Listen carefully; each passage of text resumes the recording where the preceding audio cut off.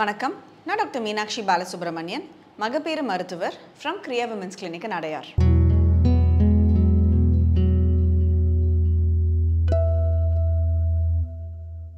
இந்த endometrial thickness, அதாவது நம்ம கர்ப்பப்பைக்குள்ளார இருக்கிற லைனிங், அது வந்து திக்காக இருந்ததுன்னா அதோட சிக்னிஃபிகன்ஸ் என்ன, அது எந்த ஏஜில் நம்ம அதை இம்பார்ட்டண்ட்டாக நம்ம அதை பார்க்கணும் அப்படிங்கிறத பற்றி இப்போ இந்த வீடியோவில் பார்க்கலாம். இதை பற்றி நான் ஏன் பேசணும்னு நினச்சேன்னா, எனக்கு ஜென்ரலாக ஒரு பயமுறுத்துகிற மாதிரி பேசுகிறதோ இல்லை ஒரு ஃபியர் மாங்கரிங்கோ பண்ணுறது என்றைக்குமே பிடிக்காத ஒரு விஷயம்.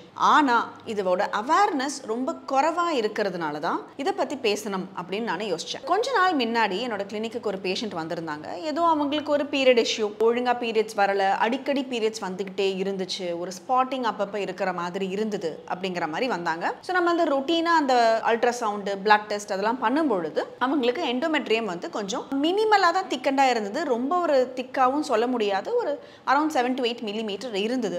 பட் அவங்க சிம்டம்ஸ்லாம் வச்சு பார்க்கும்பொழுது ஈவன் தோ அவங்க ஏர்லி 40s இருந்தால் கூட அவங்களுக்கு ஒரு பயாப்சி பண்ணி பார்த்துடலாமே அப்படிங்கிற அந்த ஒரு ஐடியா தோணுச்சு. ஸோ அந்த பயாப்சி பண்ணி பார்க்கும்பொழுது தான் தெரிஞ்சிச்சு அவங்க ஒரு ஏர்லி ஸ்டேஜ் கேன்சரில் இருந்தாங்க அப்படிங்கிறது.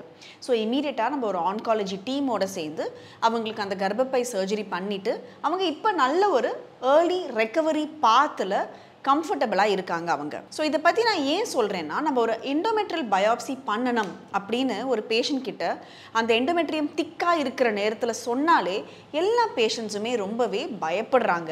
அதோட ரிசல்ட் என்ன வரும்னு தெரியலையே டாக்டர் அப்படின்னு பாதி பேர், மீதி பாதி பேர் தேவையில்லாமல் இந்த டாக்டர் ஏதாவது டெஸ்ட் சொல்லிடுறாங்க, நம்ம ஏதோ ஒரு பீரியட் ப்ராப்ளம்னு போகணும், நம்மளுக்குலாம் அதெல்லாம் எதுவும் இருக்காது, இதெல்லாம் தேவையில்லாத ஒரு டெஸ்ட் அப்படின்னு மீதி பாதி பேர் அந்த ஒரு அவேர்னஸ் கம்மியாகவே இருக்காங்க. ஸோ அப்படி உங்களுக்கு அந்த ஒரு எண்டோமெட்ரியம் ரொம்ப திக்காக இருக்குது, நீங்கள் 40 வயசுக்கு மேலே இருக்கீங்க, இல்லை நீங்கள் வந்து மாதவிடாய் நின்றுட்டு திரும்ப ப்ளீடிங் ஆரம்பிக்குது, அந்த நேரத்தில் உங்களோட அந்த எண்டோமெட்ரியம் கொஞ்சம் திக்காக இருந்தது அப்படின்னா நீங்கள் உங்கள் டாக்டர்கிட்ட அவசியம் இதை பற்றி டிஸ்கஸ் பண்ணி இந்த எண்டோமெட்ரியல் பயாப்சி அப்படிங்கிற அந்த டெஸ்ட் தேவையா அப்படிங்கிறத நீங்கள் உங்கள் டாக்டர்கிட்ட பேசி அந்த டெஸ்ட் தேவைப்பட்டுச்சுன்னா அவசியம் அதை செய்கிறதுல எந்த ஒரு தப்பும் கிடையாது. ஏன்னா இந்த மாதிரியான டெஸ்டெல்லாம் நம்மளுக்கு ஏர்லியாக நம்மளுக்கு ஏதாவது ஒரு பெரிய பிரச்சனை வரத்துக்கு சான்ஸ் இருக்கா அப்படிங்கிறத டயக்னோஸ் பண்ணுறதுக்கு நம்மளுக்கு ரொம்பவே ஈஸியாக இருக்கும்.